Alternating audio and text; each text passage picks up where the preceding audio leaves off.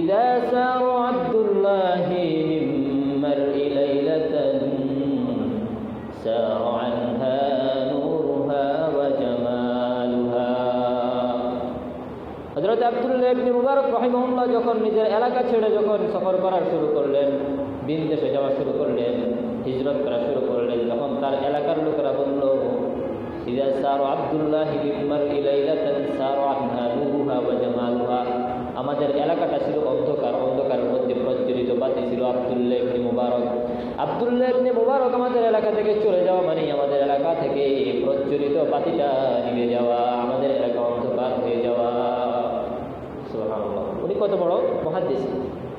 তার বন্ধুদের মধ্যে যারা বড় বড় উলামায়ে কেরাম যারা ছিলেন তারা বলতেন, ইযা যুকিরাল আখিয়াউ ফি বালদাতিন ফাহুম আন